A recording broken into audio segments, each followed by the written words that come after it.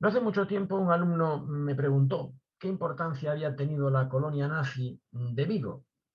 Yo le contesté que prefería hablar de la colonia alemana de Vigo, porque los alemanes habían llegado a Vigo antes de que la ideología nazi hubiera llegado a Alemania. Con lo cual, yo con este punto, creo que deberíamos plantear en primer lugar la existencia de una etapa prenazi en la colonia alemana de Vigo, otra marcada por la afiliación masiva al partido nazi y el seguimiento de sus consignas, y por fin una última etapa llamada posnazi, podemos decir, tras la Segunda Guerra Mundial. En 1896 se inauguraban en Vigo las oficinas de la empresa del cable alemán. Estamos viendo precisamente imágenes de la casa, hoy es una casa particular, en donde todavía lucen en las paredes las iniciales de la DAT, que eran el acrónimo de la compañía de cable alemán, Deutsche Atlantische Telegrafenschaft, y que compartía prácticamente tabique con la compañía del cable inglés, la ETC, que en este caso no significaba etcétera, sino Eastern Telegraph Company, cuando en 1896 el cable que viene desde el noroeste de Alemania, en Emden, cerquita de Hamburgo, hasta Vigo, cuando en 1896 se instala en Vigo esta compañía del cable, trabaja con los servicios de la compañía inglesa. Es decir, son los trabajadores del cable inglés los que hacen, mediante un régimen de compensación económica, los trabajos para esta compañía del cable alemán, porque realmente los ingleses tenían el monopolio de la telegrafía de los cables por todo el mundo. No fue realmente hasta 1905 cuando la compañía alemana desplaza personal propio a Vigo. En aquel momento, para Alemania ya tenía mucho más interés el tráfico de mercancías también, pero de noticias, desde luego, con los países sudamericanos y mediterráneos. Y le interesó tener personal propio. Así fue que en 1905, cuando la compañía del cable alemán, además de existir en Vigo, desplaza personal propio, llegan los primeros miembros de la colonia alemana de Vigo. Llega, por ejemplo, Franz Josef Steinbruggen, que va a tener continuidad luego en el tiempo, su familia, como parte de esa colonia muy activa en nuestra ciudad. Unos años después, 5 años después, en 1910, aquella compañía del cable alemán inauguraba en la calle Pi Margal una residencia para los empleados solteros. Esa residencia iba a servir también para que la colonia alemana celebrara actos oficiales. Y en 1938, cuando el número de empleados solteros que quedaban en la colonia alemana era realmente insignificante y cada uno tenía ya su propio piso, este edificio, el edificio de la calle Pi Margal, que había sido la residencia para solteros del cable alemán, en aquel año 1938, se convirtió ya en la sede del Colegio Alemán de Vigo. En agosto de 1914, al declarar la guerra a Gran Bretaña a Alemania, los ingleses cortaron el cable Vigo-Emden, el cable que nos llegaba desde la ciudad de Vigo al norte de Alemania, lo cortaron a la altura del Canal de la Mancha, dejando evidentemente fuera de servicio la oficina del cable alemán de nuestra ciudad, y los operarios de esta oficina quedaban a la espera de recibir un nuevo destino. Sin embargo, una veintena de ellos permanecieron en nuestra ciudad, en parte porque no fueron movilizados para ir al frente de esa Primera Guerra Mundial. Nombres como Franz Josef Steinbruggen, que habían llegado en la primera jornada de 1905, o también Kühne, siguieron en nuestra ciudad. Y el propio director de la oficina del cable alemán, Hugo Emmius Baker, también siguió en nuestra ciudad. En 1916, con la declaración de guerra entre Alemania y Portugal, los alemanes son expulsados de Portugal, y esos alemanes expulsados de Portugal pusieron su mirada también en Vigo. Hubo que esperar hasta 1929 para que la línea del cable alemán Vigo-Emden volviera a restablecerse, y con ella, con ese restablecimiento, llegaran nuevos alemanes a nuestra ciudad. Pero lo cierto es que durante aquel tiempo, hasta 1929, mientras en Estados Unidos se vivían los felices años 20, en Alemania podríamos decir se vivían los tristes años 20. Y mientras nuestra ciudad y nuestro puerto se desarrollaban y despegaban económicamente, la crisis económica azotaba y mucho al país germano. Hay que entender que Vigo era una ciudad que tenía comunicación y líneas marítimas regulares con América, y también las tenía con la ciudad alemana de Hamburgo, muy cerquita de ella, de donde había partido muy cerquita de ella, ese cable alemán que nos unía a Alemania. También había una línea marítima que nos unía con el norte de Alemania, con Hamburgo. Líneas marítimas que unían a Vigo con Hamburgo, líneas marítimas que unían a Vigo con América, serán las responsables de que Vigo, el puerto de Vigo, actúe como imán para todos aquellos ahorradores y emprendedores alemanes que quieran sortear la crisis terrible económica que azotó a Alemania en los años 20, invirtiendo esos capitales, esos ahorros en la ciudad de Vigo. Así que mucho antes de la Segunda Guerra Mundial y mucho antes de que la ideología nazi llegara a prender en Alemania, podemos decir que comenzaron a desembarcar en Vigo, en esa etapa prenazi, hombres de negocios, armadores, consignatarios de buques, depositarios de carbón, ingenieros, fabricantes de aparatos ortopédicos, de productos químicos, de material eléctrico, comerciantes de todo tipo, que distribuían estas y otras mercancías, procedentes en su mayoría, mercancías y empresarios del norte de Alemania. Durante la guerra civil se calcula que residían en España entre unos 15.000 y unos 30.000 alemanes, y solo 700 estaban afiliados al partido nazi. Sin embargo, una vez acabada la guerra civil española, en 1939, y hasta el fin de la Segunda Guerra Mundial, los alemanes residentes en España se afiliaron masivamente al partido nazi. Una afiliación que permitía también a los miembros de la colonia alemana de Vigo conjurar dos miedos. Por una parte, el miedo a cualquier posible represalia por no identificarse suficientemente con el régimen vigente en su país natal, pero por otra, también identificarse con el régimen de su país de adopción, España. Pero al fin y al cabo, para el régimen de Franco, aquella Alemania de Hitler era, en la terminología del régimen de Franco, lo que se podría considerar, y tantas veces se decía, la nación amiga. Es cierto que para el régimen de Franco también eran naciones amigas la Italia de Mussolini o el Portugal, pero nación amiga por excelencia, qué duda cabe, era Alemania. Y estar bien con el régimen de Franco podía significar también estar a bien con el régimen alemán y viceversa.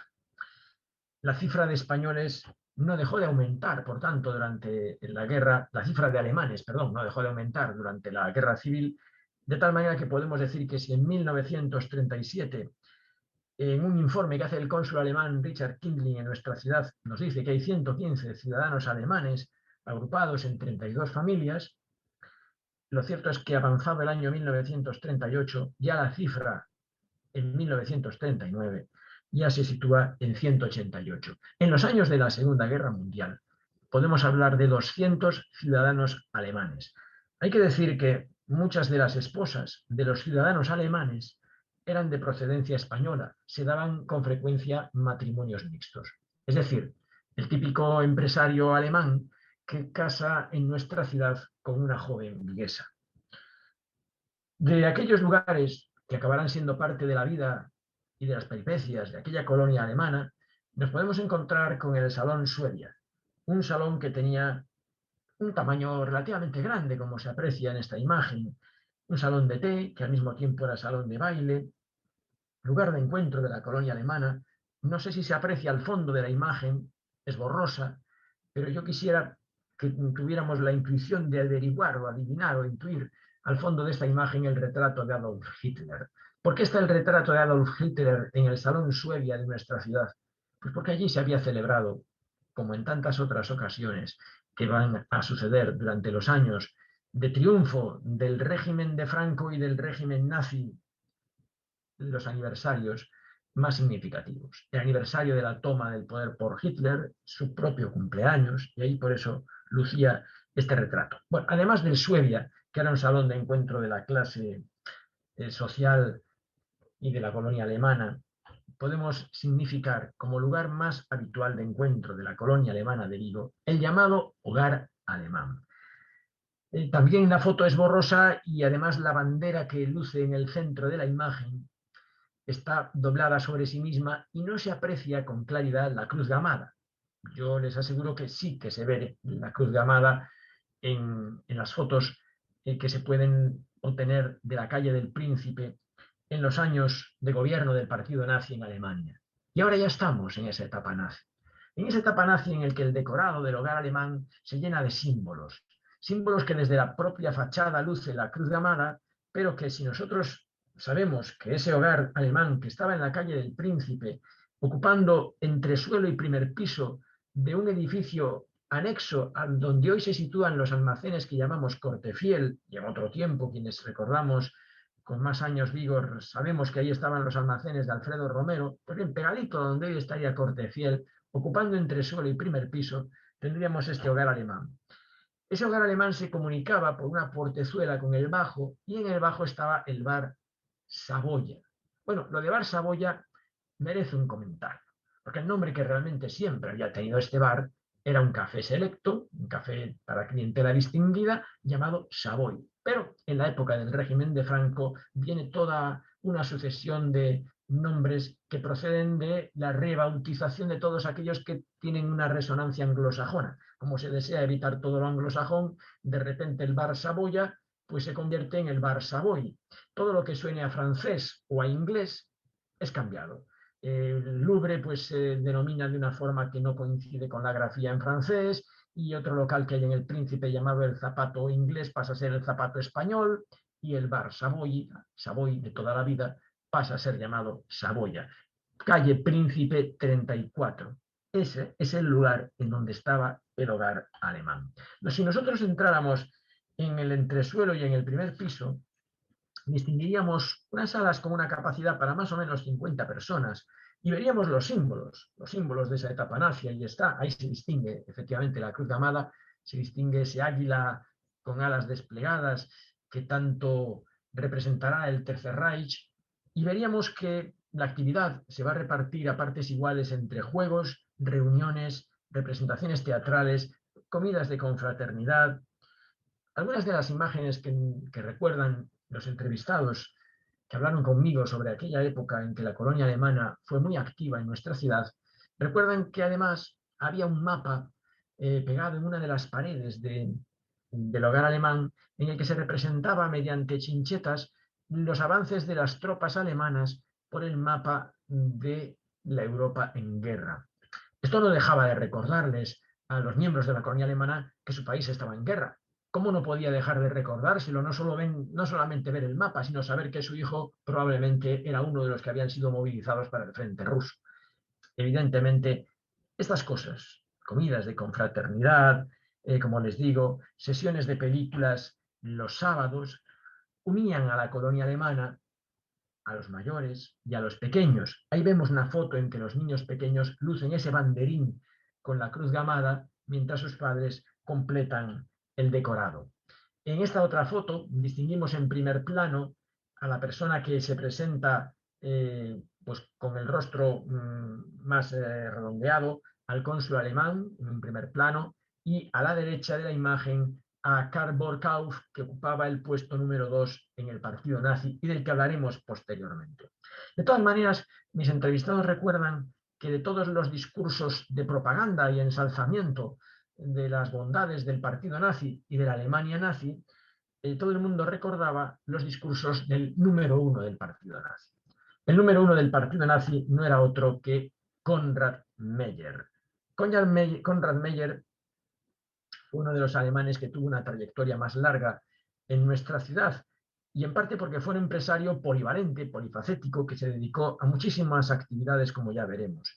Tenía la representación de su oficina en ese edificio circular que ocupa parte de la Puerta del Sol, llamado el edificio Galoya. Durante mucho tiempo estuvo allí el Banco Hispanoamericano, y durante la Segunda Guerra Mundial en una parte estaba la oficina de Konrad Meyer, ocupada, como voy a decir, de bastantes actividades, y también estaba el propio consulado de Alemania. Ese consulado de Alemania, al término de la Segunda Guerra Mundial, va a trasladarse a otro lugar. Pero fíjense en la actividad de Konrad Meyer.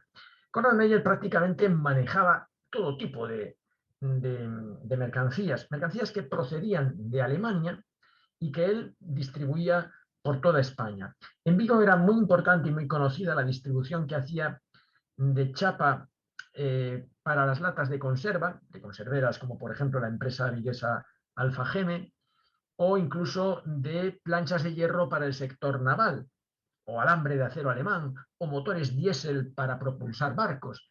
Tenemos prácticamente de empresa Conrad Meyer, sigue existiendo en la actualidad. Como les decía, después de la Segunda Guerra Mundial, la sede del consulado alemán se va a trasladar a este otro lugar muy conocido en nuestra ciudad por ser la sede central de Abanca, en el cruce de las calles Policarpo Sanz, García Barbón y Colón. Este será el lugar por el que vamos a conocerlo. Por cierto, el hijo del empresario Konrad Meyer, del que les hablaba hace un ratito, con solo 15 años fue desplazado al frente ruso, fue hecho prisionero, escapó del campo de prisioneros francés en el que había estado confinado y a través de los Pirineos fue llegando hasta Vigo y al final acabó ocupándose de los negocios de su padre.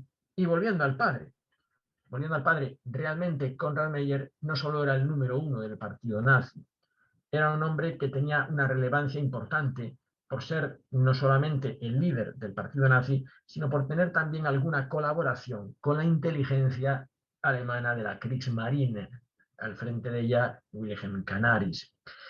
Como muchos de los 91 alemanes que fueron confinados al término de la Segunda Guerra Mundial en el balneario gerundense de Caldas de Malavella, a la espera de ser evacuados desde España en aviones desde Barcelona hasta Alemania para ser juzgados, él también tuvo que esperar allí, en el balneario de Caldas de Malavella, Gerona, para ser repatriado y juzgado en Alemania. De hecho, en 1946, un avión le llevó hasta su país, en donde fue interrogado por los ingleses.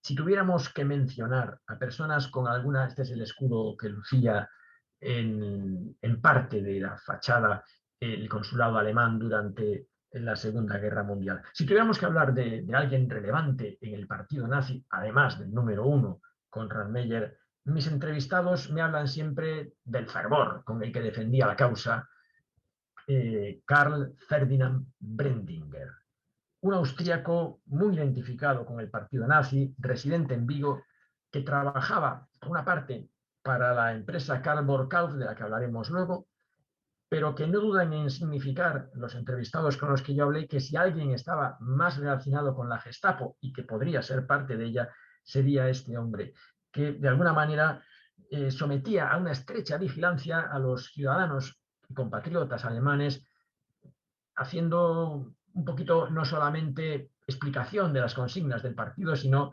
bueno, algo más que cuidado de que esas consignas se estuvieran siguiendo especialmente por los miembros de la colonia alemana de Vigo. Algunos me decían que le tenían miedo, por así decirlo. Este señor, pues como digo, tendría más posibilidades que otros de formar parte de la Gestapo. Se piensa que la Gestapo en Vigo estaría en el edificio que nosotros llamamos en Vigo La Peineta, ese edificio hecho por Genaro de la Fuente, que está en el cruce de las calles Lepanto, Gran Vía y Urzaiz.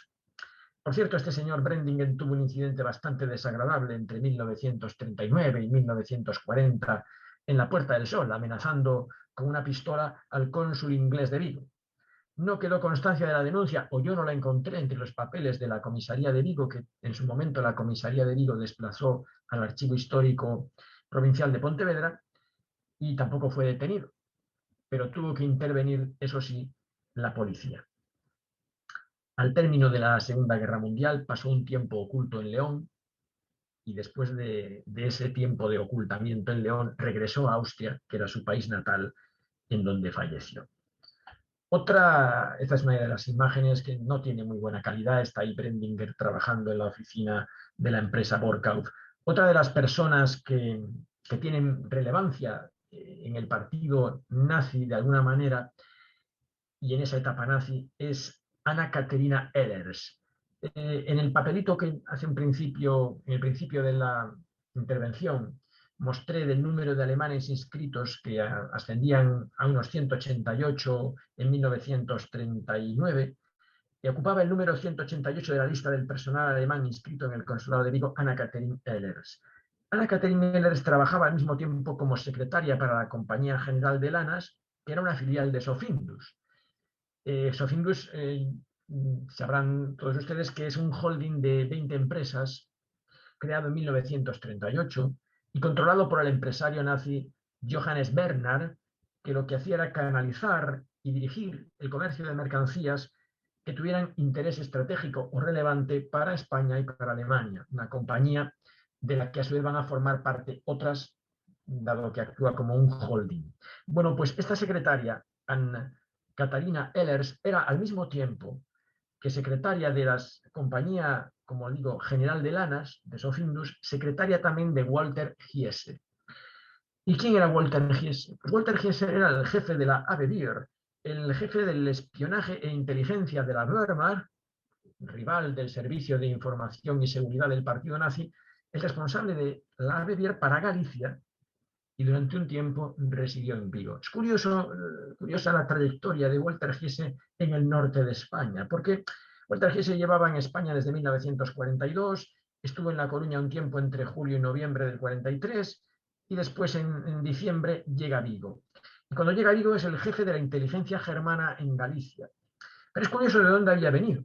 Había venido de Bilbao, probablemente y sin ninguna duda el centro más importante de espionaje alemán en el norte de España. Pues fíjese la trayectoria: Bilbao, Coruña, Vigo. Lo digo porque precisamente la labor de Walter Giese, que ya aparece en el registro de entradas de extranjeros del puerto de Vigo como comerciante de 49 años en tránsito por este puerto en 1942, tenemos documentada su entrada ese año. La misión de Giese era precisamente la de establecer una red de información sobre el movimiento de barcos a lo largo de la costa norte de España, contactar con alemanes a bordo de buques que viajaban desde América a Vigo, desde América a Coruña. De ahí su residencia en La Coruña, su residencia en Vigo. Por cierto, él mismo en Vigo va a organizar la evacuación de dirigentes nazis hacia América. Y en octubre de 1944, cuando arreciaba mucho más la presión de los aliados con una Alemania cada vez más vencida y derrotada, y la presión de los aliados era mayor sobre el gobierno español, Walter Giese regresa a Alemania y se incorpora allí a la división de la inteligencia naval de la que él mismo formaba parte. Otro de los prohombres en esa etapa nazi, como digo, de la presencia nazi en la colonia alemana de Vigo, es sin duda alguna Otto Friedrich Habenich. Y muestro la imagen de un anuncio del colegio alemán, porque luego veremos a Otto Friedrich Habenich, porque precisamente es Otto Friedrich Habenich el que dirigió en los años de la Guerra Mundial el colegio alemán y además de dirigirlo fue el responsable de su nazificación. El colegio alemán se había fundado en 1925 y había comenzado el curso realmente en 1926. Estaba abierto a familias también no alemanas, siempre y cuando la cuota de familias no alemanas no excediera el 30%. Por tanto, se suponía que el 70% eran familias de alumnos y alumnas matriculados de origen alemán. Comenzó en un piso en la calle Taboada Leal, en ese curso que les digo de 1925 a 1926. Ya en 1937 se traslada a un piso un poquito mayor que comparte con el partido nazi en la calle Pablo Morillo, por tanto, al lado de la sede del partido nazi, lo que no deja de ser significativo. Y ya en el año 1938, contando ya con 140 alumnos, se traslada al que va a ser su lugar de referencia prácticamente de toda su historia. Es decir, el edificio de la calle Pi Margall, que en origen había sido la residencia para los empleados solteros de la oficina del cable alemán. Como les digo, en 1938 era insignificante el número de empleados solteros del cable alemán y ese edificio pasó a ser el edificio del Colegio Alemán de Vigo. Pero miren, en la memoria del año escolar presentada por el director Otto Habenich en 1934, se advierte que el cambio político ya se había producido en Alemania. Y el cambio político que se había producido en Alemania con el ascenso de Hitler al poder se correspondía con el cambio en las aulas del colegio alemán. Primero, que el retrato del Führer estaba omnipresente en las aulas y en los pasillos del edificio. Luego, que la cruz gamada formaba parte de la enseña habitual. y además los documentos administrativos siempre se firmaban con un Heil Hitler, el equivalente al Arriba España o el saludo a Franco propio de nuestro propio régimen a partir de 1939. Como ocurría en Alemania, los actos escolares pasaron a estar marcados por la exaltación del nazismo, conferencias que refrendaban el programa de este partido, celebraciones de fecha como la de la toma del poder por el Führer, la celebración del día del cumpleaños del Führer, y también, por otra parte, los libros que se enviaban desde Alemania para engrosar la biblioteca del colegio alemán alimentaban la nueva ideología, y el plan de estudios incluía necesariamente la asignatura de formación política, que no podía ser otra que la formación en los principios del nacionalsocialismo. El partido nazi se hizo con el control de las actividades del propio centro escolar, colocando al frente de su representación a un hombre de confianza del propio partido, que era el director Otto Fritz Habenich. También el responsable de las juventudes hitlerianas era un profesor del centro, también destacado por su adhesión a la ideología nazi, Everhard Richter. Yo creo que resultan esclarecedoras las palabras y las frases del director Fritz Habenich cuando presentó su informe sobre el año escolar 1939-1940 ante la Junta del Colegio, en relación con el objetivo del centro, ese centro escolar. Él diría, aquí tenemos a Otto Fritz Habenich hablando ante los padres de los alumnos, con una frase al final que apenas se lee, que dice en una esquina: Alemania, siempre Alemania, Deutschland, alles Deutschland, siempre Alemania. En la relación de frases con las que me quiero quedar de ese informe que presenta ante la Junta Escolar en el año 1939-1940, dice que el objetivo del centro debía ser un colegio ejemplar con espíritu nacionalsocialista que pueda servir a los alemanes de Vigo y hacer honor al Tercer Reich.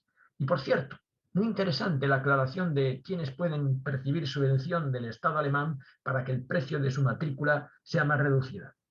Respecto a las subvenciones que el gobierno alemán daba a las familias para ayudarles a pagar las cuotas, quedaba clara la exclusión de las familias de los alumnos sin patria, es decir, de los alumnos de familias judías, a los que Hitler había privado de su nacionalidad alemana. Estos son los sin patria. Pues solo se percibirán esas ayudas, declaraba el informe, en el caso de pertenecer a la etnia alemana y los hijos que tengan la nacionalidad alemana, pero los que no lleven la sangre alemana o no tengan ningún parentesco, o los hijos de los sin patria, no pueden pretender este tipo de ayuda.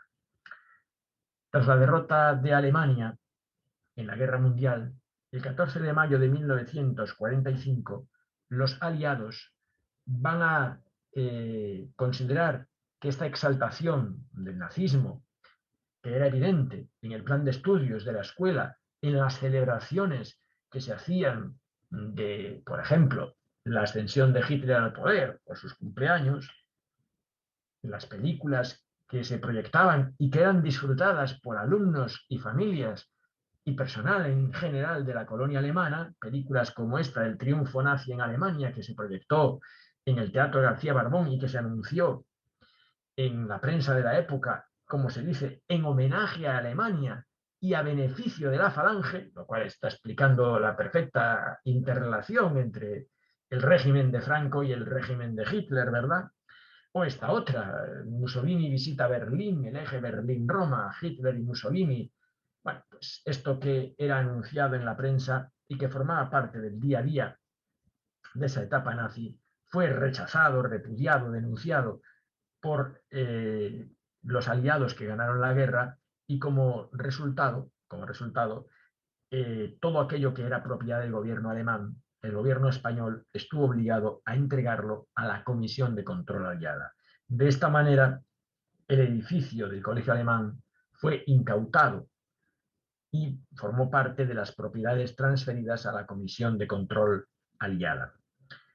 En la investigación que se hace sobre el ideario nazi y los planes de estudio de este colegio alemán y cómo se argumentó precisamente la incautación de este edificio por parte de la Comisión Aliada, se encuentra en los Archivos Nacionales de Londres, unos archivos que he podido consultar gracias a la amabilidad del catedrático de Historia Contemporánea de la Universidad de Santiago, Emilio Grandío Seoane. En 1945 se cambian las cerraduras del edificio, un empleado del Consulado de Estados Unidos pasa a residir un tiempo en él. Los norteamericanos querían evitar a toda costa el renacimiento de la ideología nazi y, desde luego, que todos aquellos que se habían comprometido desde el partido nazi o desde instituciones educativas comprometidas con el partido nazi volvieran a tener alguna responsabilidad allí donde hubiera una mínima representación de Alemania, aunque fuera en la colonia alemana de Vigo. De tal manera, desaparece, como digo, el colegio alemán como edificio que va a quedar en una suerte de abandono. Hoy en día las piedras de aquel edificio del colegio alemán están enmeradas y amontonadas en un parque de vías y obras del Ayuntamiento de Vigo, y esto marca el destino final de una obra que fue parte de esa misma colonia alemana.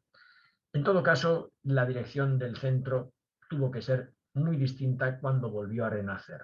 Ni siquiera cuando renace en 1951, con el permiso, por supuesto, del gobierno español, ni siquiera renace con el nombre de Colegio Alemán. En 1951 se llama Colegio Cisneros y renace en un piso en la calle Arenal. Cuando de verdad vuelve a tomar el nombre de Colegio Alemán es mucho tiempo después, en 1959, en el que vuelve a restablecerse el colegio alemán, ya sin ningún temor por parte del renacimiento del fascismo. Ya los norteamericanos están más ocupados, evidentemente, en la Guerra Fría, y el enemigo es otro, no es el fascismo, es el comunismo, es la Unión Soviética, y el colegio alemán vuelve a renacer de sus cenizas, como les decía, en 1959, en el mismo edificio que lo había visto prácticamente nacer, el de Pimargal, destrozado luego y reducido a esas piedras amontonadas. Renace en 1959 con el mismo nombre de colegio alemán y en el mismo edificio que, como les digo, va a acabar cerrando en 1976, y esto es lo que queda de ese edificio. Y cuando cierra, ya solamente había un 2% de alumnos matriculados que fueran de origen realmente alemán. La mayoría eran de origen español. Del mismo modo que en la España de Franco se colaboraba con Falange para demostrar la adhesión con el régimen, para hacer méritos, era evidente que en Alemania, y por tanto en la colonia alemana de Vigo, había que hacer méritos para llevarse bien con el partido. Un día apareció en la prensa local de Vigo este botón, un botón de una guerrera que debió de pertenecer a un jovencito de las juventudes hitlerianas que desfilaba por la ciudad. Eran bastante frecuentes en la ciudad de Vigo, en esa etapa nazi, los desfiles de los jóvenes de las juventudes hitlerianas. A veces anunciaban en prensa que hacían una excursión a las CIES de común acuerdo con los flechas de Falange Española, llevándose bien los jóvenes de una y otra organización, igual que lo hacían las chicas de la Unión de Chicas Alemanas, el equivalente a las juventudes hitlerianas en la versión femenina. Y a veces ambos, chicos y chicas, compartían, pues en este caso, una ceremonia, saludo fascista, brazo en alto, en la asistencia y duelo por parte de la comunidad alemana residente en Vigo ante la muerte de uno de los suyos. Están en este caso en el cementerio civil de Pereiró, delante de la tumba de Ernst von Jess, alguien del que les hablaré posteriormente. En cualquier otro caso, los actos de los jóvenes no hacían otra cosa que reflejar los mismos actos en los que participaban los adultos. Los alemanes eran apreciados en Vigo como colonia alemana porque el régimen de Franco consideraba que era una nación amiga, pero también los productos que venían de Alemania eran igualmente apreciados. Esa convivencia entre autoridades españolas y alemanas la vemos precisamente en esta foto de Pacheco. En esta foto, Cruz Gamada al fondo, la foto se hizo en el colegio, en el hogar alemán, en un acto en el que se distinguen en primer plano y vemos como uniforme militar al gobernador militar de Vigo, el comandante Felipe Sánchez, el hombre que ciñe con un cinto su cartuchera, ¿verdad? Eh, que atraviesa, como digo, el pecho su uniforme militar, esa cinta de cuero, y a la derecha de él, a la izquierda en la imagen, aparece Richard Kindling, el cónsul alemán en Vigo. Al fondo, unos niños de las juventudes hitlerianas sostienen la bandera con el emblema nazi que se ve perfectamente al fondo. Como les decía, tan apreciados eran los alemanes como los productos alemanes. Las empresas españolas compraban compresores alemanes para instalaciones frigoríficas, como el compresor Germania, muy conocido, y de todos los negocios que iban y venían por el puerto de Vigo, tenemos que reconocer que quizá el cónsul alemán, Richard Kindling, además de ser la representación de Alemania en la ciudad, es la representación misma de la importancia que tenía el puerto de Vigo en la conexión entre Vigo y Alemania. Porque él mismo llegó a través de ese puerto, desde Hamburgo, ¿verdad? Y llegó además a través del puerto para tener negocios que tuvieron siempre que ver con el puerto. Él mismo va a estar además al frente del consulado alemán, al frente de una compañía de seguros marítimos, el Lloyd alemán, pero también llevó la representación de Franz Haniel, que no hacía otra cosa que surtir de carbones alemanes a los barcos que repostaban y recalaban en el puerto de Vigo. Como les digo, era un hombre vinculado a actividades comerciales relacionadas con el puerto de Vigo y al mismo tiempo una representación de la colonia alemana. Por cierto, su hijo, Albert Kindling, hizo el servicio militar como radiotelegrafista en Bremen. Debió resultar especialmente útil para la Kriegsmarine, para la Armada Alemana, durante la Guerra Mundial, al servir como personal civil de auxilio a los buques de su país que navegaban por las aguas de las Rías Gallegas, él que había demostrado sus dotes como telegrafista. Tenemos que hablar de alguien realmente curioso. Y la Legión Cóndor sale del puerto de Vigo, embarcada para Alemania en varios cruceros, en mayo de 1939. Llegaron a Vigo trenes trayendo miembros de esa Legión Cóndor para que regresaran a su país.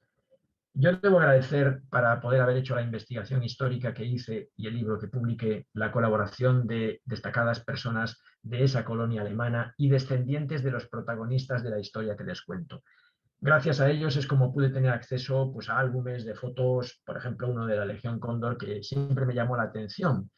La persona que hizo las fotos pues estaba en un balcón, ve que la Legión Cóndor está desfilando por la calle García Barbón, saca unas fotos de perspectiva aérea, pero no se queda conforme, baja a la calle, sigue la trayectoria de la Legión Cóndor, sigue sacando fotos de la Legión Cóndor que desfilan por las calles de Vigo, incluso fue a la estación del tren en donde había un cartelito que anunciaba que allí se iba a detener la Legión Cóndor, siguió acompañándoles hasta el puerto y hasta sacó fotos de los barcos, de los cruceros que zarpaban del puerto de Vigo con la Legión Cóndor. Pero esta foto, sin embargo, no se la muestro por esta razón, sino porque uno de los miembros de la Legión Cóndor, Fritz Hinrich, conoció, cuando estaba en la Legión Cóndor, o como miembro de la Legión Cóndor en Sevilla, conoció a una mujer llamada María de los Ángeles Vázquez de Parga, que tenía una casa familiar en el barrio Vigues de Teis.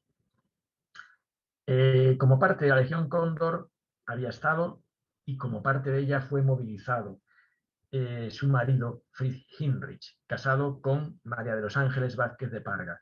Resultó con una lesión en un ojo en la defensa del puerto de Hamburgo y entonces se desmovilizó, le permitieron volver con su mujer y volvió a su casa en Teis. Ahí, desde su casa en Teis, llamada Villa María, va a tener algo más que amistad con las tripulaciones de los barcos alemanes fondeados en la ría de Vigo, barcos mercantes, barcos que están a la espera de una mejor ocasión para desplazar la mercancía que tienen para Alemania, arriesgándose a cruzar por el Atlántico y sortear, desde luego, los azares de una guerra en la que va a haber enfrentamiento en la famosa batalla del Atlántico entre las armadas alemana e inglesa. Tiene amistad con estas personas y sirve para saber un poquito de qué es lo que están haciendo aquellos barcos mercantes en esas aguas de la ría de Vigo. En cualquier caso, esta mujer, María de los Ángeles Vázquez de Parga, se casa con Fritz Hinrich en 1938 y 20 años después consigue la nulidad de ese mismo matrimonio. ¿Por qué consigue la nulidad de ese mismo matrimonio? Es una circunstancia curiosa, porque no es la única que se produce en la colonia alemana de Vigo.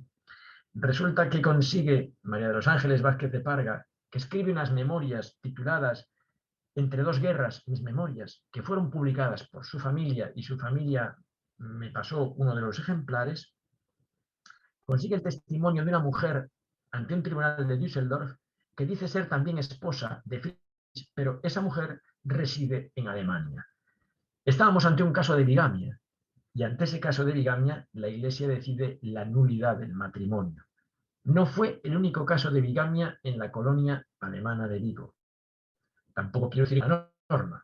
La norma era la monogamia y la diferencia estaba en si los dos cónyuges eran germanos o era un matrimonio mixto. Normalmente esposo alemán y la esposa, cuando era el matrimonio mixto, de familia viguesa. En todo caso, es interesante la historia porque con el tiempo un hijo de aquel matrimonio llamado Rodolfo Heinrich fue cónsul de Alemania en Vigo y actualmente la que hoy es cónsul de Alemania en Vigo es la hija de este hijo, es decir, nieta por tanto, de este Fritz Heinrich, miembro de la Legión Cóndor alemana. Bien, les tengo que hablar de otro personaje importantísimo en la colonia alemana de Vigo, de Karl August Borkauff. Karl August Borkauff es un hombre que en Alemania ya había trabajado como técnico y comercial en el ramo de la química, que le pide dinero a su padre en aquella época, como les decía, en que Alemania estaba azotada por la crisis económica, es el año 1926, Alemania está en plena crisis económica, y lo que hace Karl August Borkauff es asegurarse el porvenir viniendo a Vigo con ahorros que le presta su padre. El padre le presta ahorros, pero le pone la condición de que tiene que traerse a Vigo a su hermano para montar un negocio. Ese negocio, ven una imagen de él, estuvo en la calle Sagunto, ese fue el primer lugar de la empresa, en la calle Sagunto, en el barrio del Calvario, en Vigo, y se estableció allí una empresa que tenía un almacén en el que se servían al por mayor productos químicos, farmacéuticos y de ortopedia importados de Alemania y que se distribuían desde ahí a otros lugares de España. Esa fue una de las iniciativas más importantes que tuvo Karl Borkauff, abrir, como les decía, este almacén en la calle Sagunto. Pero con todo, debo decirles dos cosas de Karl August Borkauff. Cuando estalla la Segunda Guerra Mundial, el gobierno alemán le ofrece al joven Karl August Borkauff, un joven que tiene problemas de asma, que bien puede ser movilizado para ir al frente ruso, pero como tiene problemas de asma, que le proponían una alternativa: hacerse cargo del Frente del Trabajo.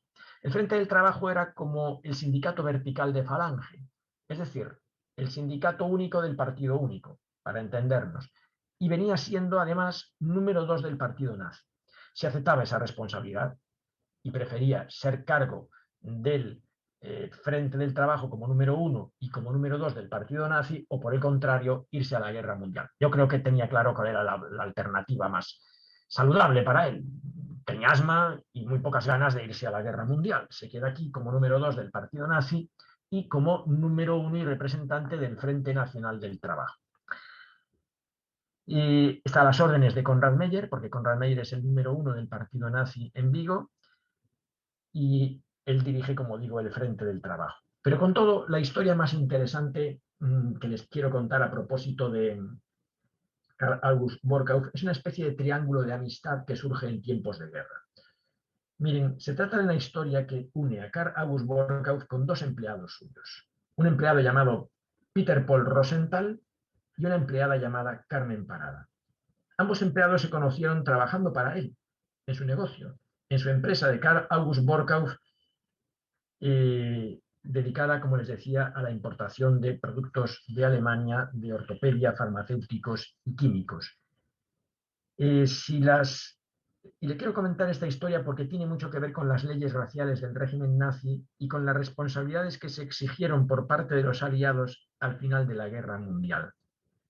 Bien, pues yo les diría que las leyes raciales del régimen nazi y las responsabilidades que exigieron los aliados al final de la Segunda Guerra Mundial fueron conjuradas por la amistad de este triángulo formado por Karl August Borkauff, por Peter Paul Rosenthal y por la mujer de este, Carmen Parada.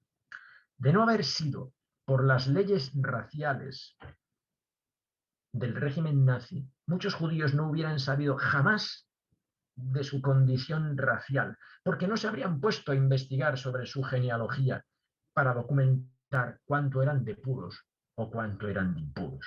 Empleando la terminología del régimen nazi, diríamos que Peter Paul Rosenthal, aquí en la foto, era un judío mestizo de segundo grado, es decir, judío por parte de su abuelo paterno.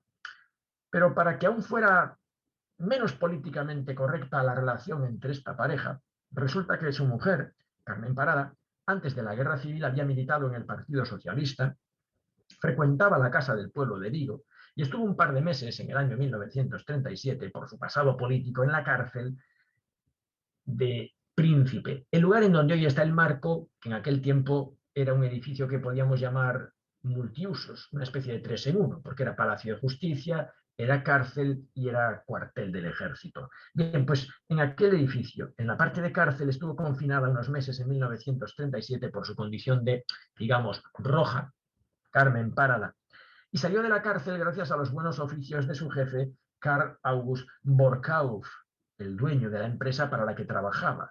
La empresa en la que comenzó a trabajar ella en 1937 y acabó conociendo al joven Peter Paul Rosenthal, con el que se casó en 1938. Tal es así que en la prensa de la época se anuncia en una página interior: prescindimos de tarjetas de visita, prescindimos de amonestaciones, porque lo que acabamos de decir, y lo dicen en alemán, nosotros nos hemos casado. Figura Carmen Parada Pérez, Peter Paul Rosenthal, agosto de 1938, en los términos de la época, tercer año triunfal. Vamos, tercer año triunfal. Como les digo, esta boda tuvo varios problemas. Aparte de que tuviera que documentar ante la insistencia de la policía española, que sobre todo marcaba de cerca y vigilaba a Carmen Parada por su condición próxima al Partido Socialista, la policía española entendió que había una denuncia también de la colonia alemana de que este joven tenía un pasado judío. Él quiso demostrar que esa condición judía era de menor importancia, se hizo su árbol genealógico y llegó a demostrar, como digo, que era judío mestizo de segundo grado, por tanto, judío por parte de su abuelo paterno. En cualquier caso, una buena parte de la colonia alemana no veía bien y con buenos ojos, y así lo decía el cónsul de Alemania en Vigo, Richard Kindring, no veía bien ese matrimonio y a esos dos jóvenes trabajando en la empresa del número 2 del partido nazi, Karl August Borkauf, una joven roja y un judío mestizo. La amistad fue más fuerte que las presiones recibidas y el empresario alemán Karl August Borkauf les planteó una solución eficaz para ese feliz matrimonio que habían conocido y confraternizado en su propia empresa. La solución que les propone el empresario alemán no es otra que destinarlos como comerciales de la empresa Borkauf, que ya había ido creciendo mucho, a Valencia, en donde no son especialmente conocidos ni por la policía española ni por los miembros de la colonia alemana. Esa relación puede ser una relación silenciosa, discreta, y en Valencia no serán objeto de ninguna persecución. Lo más curioso es que la historia no haya concluido todavía. La historia de esa amistad, de ese círculo o ese triángulo de amistad. Porque en 1946 es precisamente Karl Borkauf quien le escribe una carta a Carmen Parada, a su empleada, le escribe una carta en la que le dice que la Comisión Aliada quiere mandarlo a una especie de confinamiento preventivo en Caldas de Malavella, Gerona, a la espera de ser juzgado en Alemania por su responsabilidad de haber sido el número 2 del partido nazi y por haber dirigido el Frente del Trabajo. Esa carta se la envía Karl August Borkauf a Carmen Parada, a su empleada, que está en Valencia. No dudaron ni un momento el matrimonio Parada-Rosenthal en escribir una carta al consulado de Estados Unidos ofreciendo su testimonio en el sentido de negar la condición nazi de Karl August Borkauf, diciéndoles que precisamente él les había servido y de mucho para sortear las dificultades que habían tenido, uno por su condición de judío mestiza y la otra por sus afinidades políticas con el Partido Socialista. Comentaron que la comunidad alemana y el partido nazi habían presionado para que él, el empresario alemán, les quitara la representación gracias a la cual iban a Valencia, que él se había hecho firme en mantener esa representación comercial en Valencia para que ellos tuvieran una vida más tranquila, más a salvo de cualquier persecución o presión. Y esa carta, ese testimonio de Carmen Parada, sirve al empresario alemán para que no tenga que compartir confinamiento en Caldas de Malavella con otros miembros de la colonia alemana en España e incluso de Vigo. De alguna manera, la joven pareja regresó a Vigo en 1946, habiendo cumplido un servicio al empresario que a su vez se lo había cumplido a ellos. El mes de febrero de 1946, Carlos Borcauz escribe una carta de agradecimiento a Carmen diciéndole haber testimoniado en su favor. Y cuando la pareja en 1946 regresa a Vigo y se establece en el Calvario, lo hace en una casa gracias a un préstamo que les hace el propio empresario alemán. Es curioso porque la hija de este matrimonio, la hija que nació en Valencia, Margarita Rosenthal Parada, me decía un día que de haber sido el Calvario del alemán que era su padre, se había pasado a convertir a su regreso en el alemán del Calvario, la zona de Vigo en donde establecería su casa gracias al préstamo que le hace el empresario alemán. Miren, si nosotros consultáramos el anuario de Vigo y también muchas de las cartas que se encuentran en la Cámara de Comercio, Industria y Navegación de Vigo, uno de los nombres que íbamos a encontrar con mayor frecuencia es el de Hermann Kühne. Hermann Kühne había llegado a Vigo en la primera oleada de alemanes que habían llegado también con el cable alemán y no se fue. Cuando el cable alemán fue cortado en la Primera Guerra Mundial por los ingleses en el Canal de la Mancha y él había quedado sin ocupación, no se fue y reconvirtió su ocupación en otra. Del cable alemán, como digo, pasó en 1915 a fundar en Vigo una empresa llamada Kühne y Compañía, o lo que es lo mismo, Hermann Kühne y Compañía. Una empresa que iba a importar y distribuir para toda España ortopedia, prismáticos, microscopios, material farmacéutico, instrumental médico. Tendría representación en todos los hospitales de España para vender material de laboratorio y de cirugía, vendía mesas de quirófano, vendían instalaciones de aparatos de rayos X e incluso en plena Guerra Civil Española, en 1938, abre en el almacén trasero de la empresa una fábrica de ampollas y frascos de cristal para sueros de inyecciones y otros medicamentos.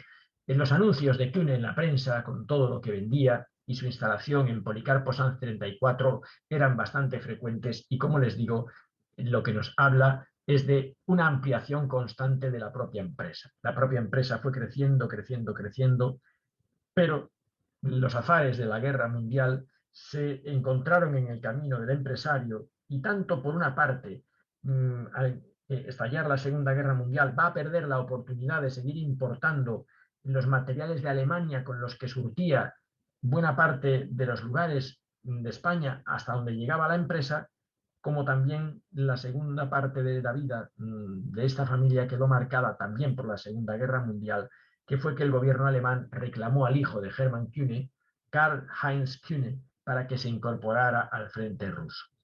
La verdad es que hubo jóvenes que fueron al frente ruso, como el hijo del empresario Óscar Lasuetza. Yo hablé con él, Juan Lasuetza, que él era joven y dijo que como fue una aventura, pues pensó que aquello de ir al frente ruso era algo que podía despertar interés para un joven como él inquieto. Y Juan Lasuetza fue al frente ruso porque quiso ir. Pero en el caso de Karl-Heinz Kühne, no fue al frente ruso porque quiso ir. Su familia intentó impedirlo, pero era joven, no tuvo nada que argumentar. El padre perdió a un brazo importantísimo en la empresa, pero sobre todo la familia perdió a un hijo, porque Karl-Heinz Kühne muere en abril de 1945, poco tiempo después de haber sido hecho prisionero por los rusos, cuando estaba formando parte de aquellas tropas alemanas que intentaban detener el avance del ejército soviético sobre Berlín. Por cierto, el hijo que se fue con tanto interés al frente ruso y que volvió para contarlo, su padre era un empresario muy conocido en Vigo por la exportación e importación de vidrio, un vidrio que aparece muchas veces en la composición de vidrieras de algunas iglesias de Vigo y sus alrededores. El empresario Óscar Lasuetza y el hijo que se fue al frente ruso, Juan Lasuetza. De todas las empresas que más van a manifestar el hermanamiento hispano-germano o hispano-alemán o el tándem de España y la nación amiga Alemania, de todas las empresas que mejor manifiestan esa especie de perfecto hermanamiento hispano-alemán, yo creo que no hay ninguna como Ruboco. Ruboco anuncia en la prensa, en este pequeño anuncio que les muestro, la apertura de una fábrica ortopédica. Los nombres que forman Ruboco son Rubira y Beme. ¿Por qué digo Rubira y Beme y digo Ruboco y digo hermanamiento hispano-alemán? Porque miren, Rubira era Francisco Rubira, un farmacéutico vigués.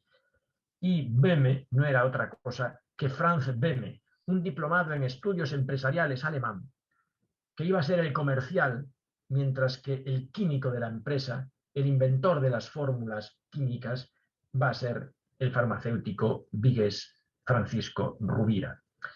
El anuncio de la empresa de productos ortopédicos, piensen que aparece en la prensa de Vigo en diciembre de 1939 y es una época en que este tipo de productos son especialmente demandados en una sociedad en la que desgraciadamente durante y después de la Guerra Civil Española había no pocos caballeros mutilados, como se les llamaba entonces a los lisiados del bando rebelde, personas que necesitaban de aparatos ortopédicos para poder hacer más firme su marcha o las condiciones en las que habían quedado en todo caso después del combate en alguna trinchera.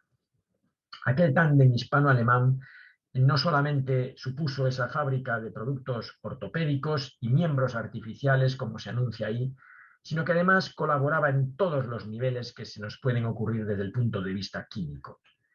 Ofrecía también sus productos y Franz Beme también colaboraba con el laboratorio vigués Miguel Servet.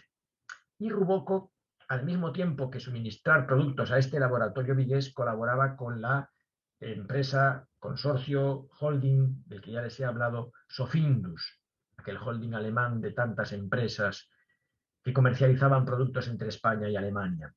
Imagínense ustedes que el empresario Franz Beme, empresario al mismo tiempo parte del tándem, se salvó de ser movilizado para la Guerra Mundial en 1943 porque un médico militar que se desplazó a Vigo para ver a qué jóvenes podía reclutar dijo que estaba demasiado delgado y que no serviría para los fines de la guerra. No sé si en la imagen ustedes le ven suficientemente delgado, pero bueno, en todo caso se salvó de la guerra, se salvó de ir al frente ruso y lo que hacía era visitar las ciudades que el ejército de Franco iba ocupando, hablamos de la Guerra Civil Española, y iba ofreciendo en ella productos químicos de su almacén, del almacén que compartía con Rubira, y medicamentos que se producían en Vigo que no podían llegar a la zona rebelde desde otros puntos de la geografía española que estaban en zona republicana. Piensen que en la Guerra Civil los medicamentos que se pudieran producir en laboratorios de Madrid o en laboratorios de Barcelona, como ambas ciudades van a estar hasta el final de la guerra,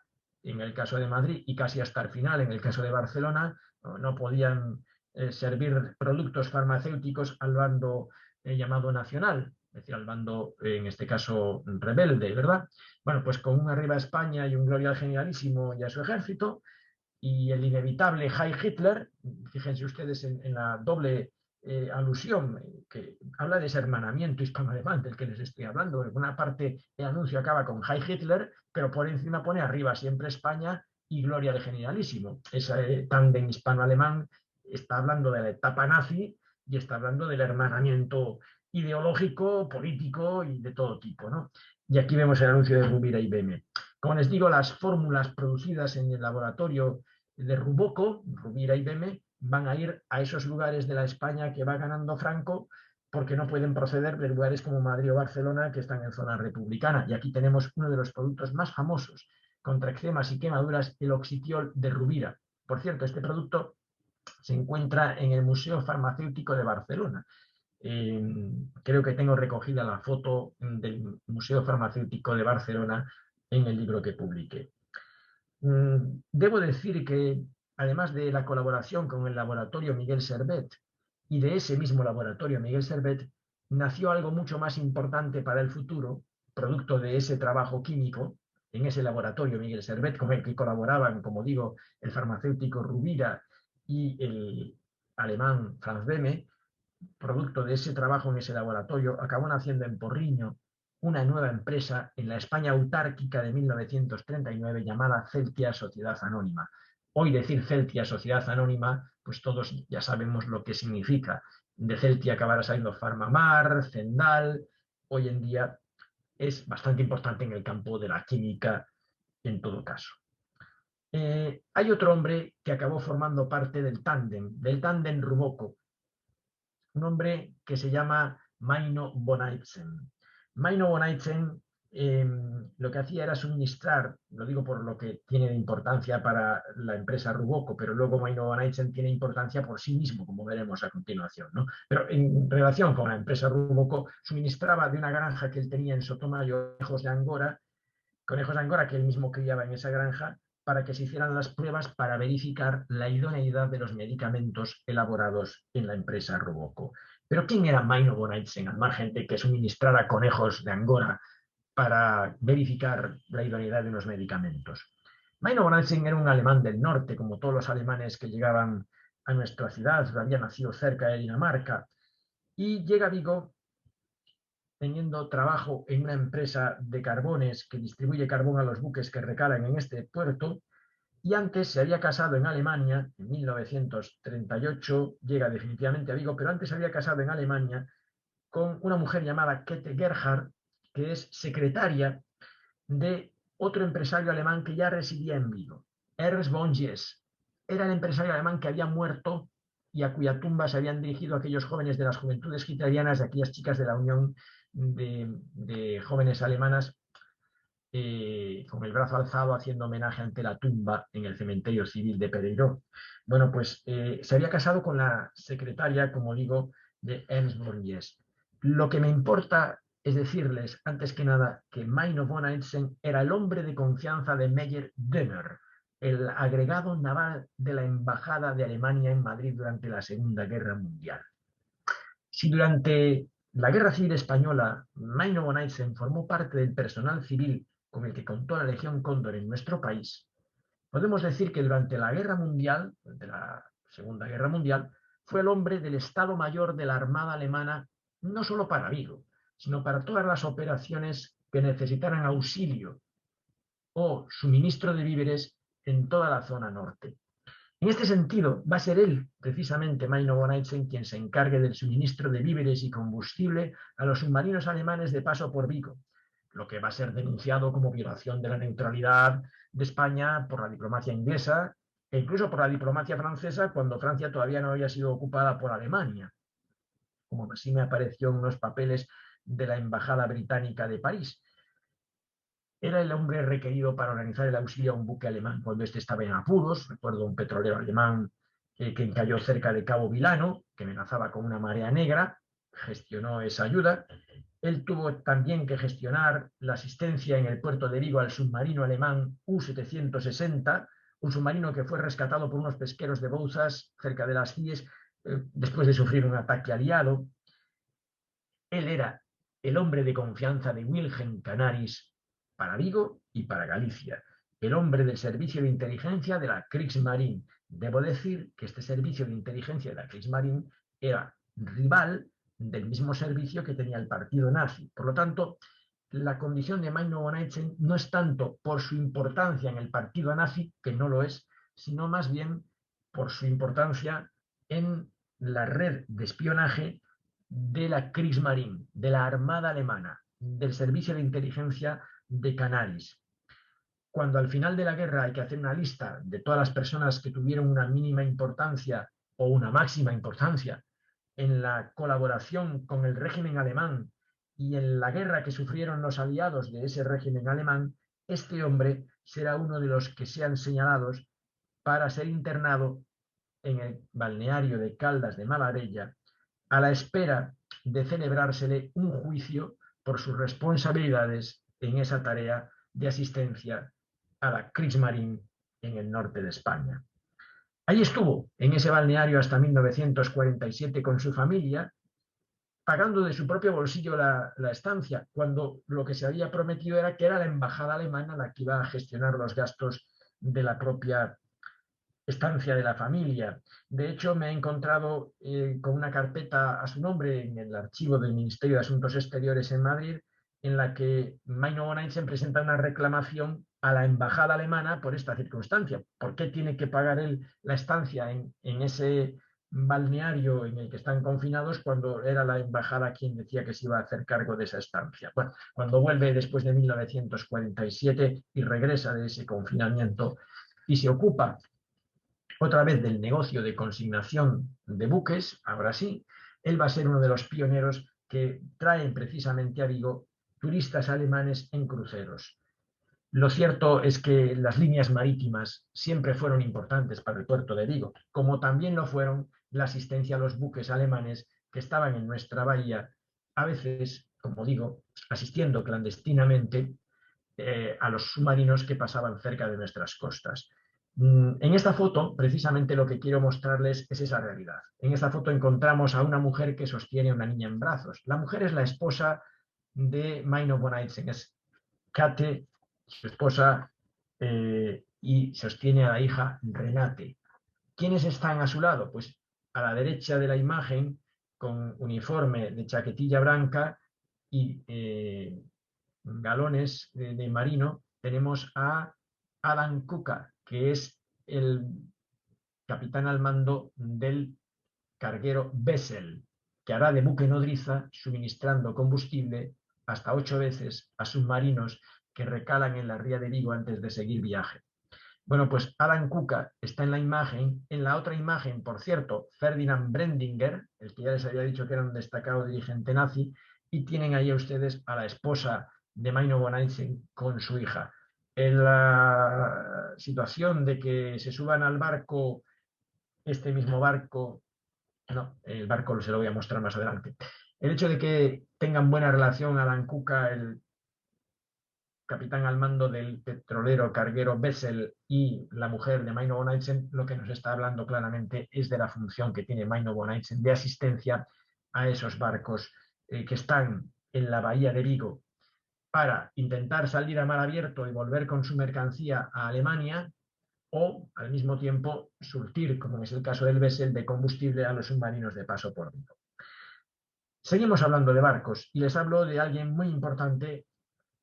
Pues este hombre, Ernest Bonjes, que empezamos sabiendo de su fallecimiento por aquella imagen ante la tumba de aquellos niños de la colonia alemana, de los jóvenes de las juventudes hitlerianas, va a ser importante porque va a organizar una línea, la Hamburgo America Linie, que va a traer conexiones con nuestra ciudad y Hamburgo y a la vez nuestra ciudad con América.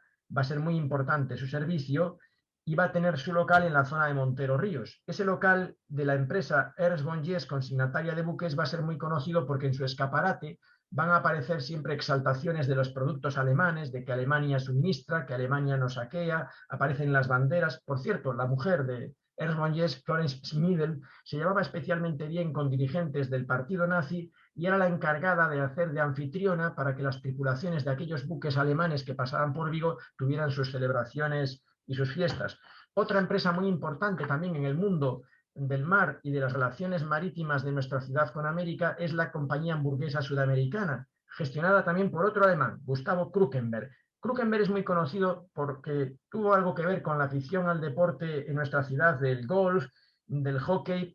Casó con una viguesa, Josefina Sanjurjo de los Sanjurjo, pero especialmente muy conocido su papel en la fundación de la Falange Española en Vigo. De hecho, él mismo financia de su bolsillo el primer local que tiene la Falange en la calle del Príncipe, y cuando por un incidente en la calle la Falange es, digamos, disuelta y pierde el local que tenía y su condición legal, él mismo presta su sede de su empresa para que siga habiendo reuniones del grupo de Falange. Franco lo va a premiar luego durante la Guerra Civil con la jefatura de prensa y propaganda del partido Falange Española, pero acabada la Guerra Civil su peripecia política va a ir declinando y se va a quedar simplemente en el papel, como les digo, de consignatario. Entre aquellos trabajadores que primero vinieron en la primera jornada para Vigo era Franz Steinbruggen, pues él tuvo un hijo, Franz Steinbruggen Klickhard. Este hijo continuó la trayectoria del padre en el cable alemán también, pero al mismo tiempo el cable alemán se interrumpe en la Segunda Guerra Mundial por las mismas razones que en la primera. Él va a seguir la trayectoria del ejército alemán por distintos campos de batalla. Va a estar en el Afrika Korps, hace su batalla En África es hecho prisionero por Estados Unidos, acaba en un campo de prisioneros en Estados Unidos y cuando al término de la Guerra Mundial puede regresar a Vigo, monta en la calle Joaquín Yáñez un negocio que es muy conocido por los vigueses y se le va a llamar Paco Radio, un negocio en el que va a reparar aparatos de radio, un negocio que es tan conocido para los vigueses como esta estatua. Esta estatua del obrero en la Plaza de la Industria, que es esculpida por el sobrino de este alemán. El sobrino se llama Willy Steinbruggen, de la misma familia Steinbruggen, es un escultor, y aquella Plaza de la Industria con ese obrero metalúrgico es una metáfora del carácter industrioso de Vigo, pero también del carácter industrioso de aquella colonia alemana. Podríamos decir que otro de los alemanes más importantes de la colonia alemana es Otto Gerzen, porque prácticamente tocaba todos los palos. Un empresario que tanto importaba de Alemania pedazos para cerner harinas, como motores eléctricos, como instalaciones industriales, como máquinas frigoríficas, pero sobre todo en el tiempo de la Segunda Guerra Mundial era propietario de una mina de Wolfram en Sillera. Una mina de Wolfram que multiplicó en un 50%, aumentó en un 50% su actividad durante la guerra y al término de la misma, al término de la Guerra Mundial, se va a quedar con la fábrica de conservas que tiene todavía su nombre en Rande y que da lugar a un museo muy conocido.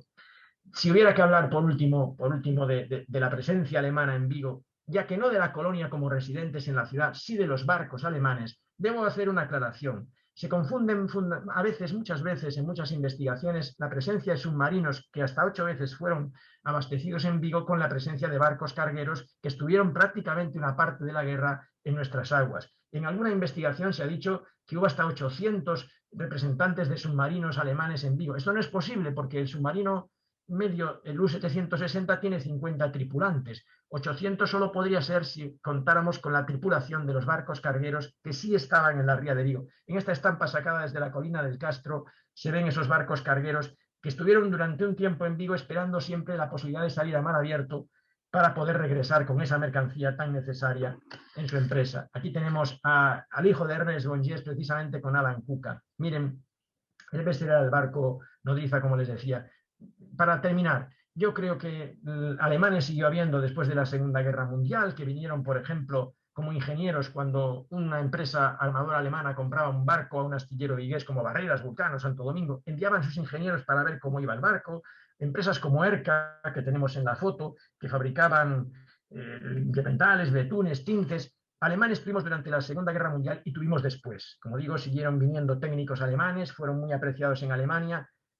La demanda de ingenieros era importante, siguió habiendo familias mixtas de empresarios alemanes y viguesas, pero les puedo decir que al final los negocios alemanes acabaron siendo parte de los negocios de muchas familias viguesas. Les puedo decir que los intereses de unos y de otros acabaron escribiendo juntos una página importante de la historia empresarial de Vigo, pero nunca, nunca volvió a ser tan influyente en el desarrollo económico de Vigo como en los años de entreguerras y de la Segunda Guerra Mundial, la colonia alemana, tal como evidenció el cierre del Colegio Alemán de Vigo en 1976, contando en ese momento solo con un 2% de matrícula alemana. La colonia alemana había ido diluyéndose en la historia empresarial de Vigo, había ido perdiendo importancia y nunca volvió a tener la importancia que tuvo durante la Segunda Guerra Mundial. Muchas gracias.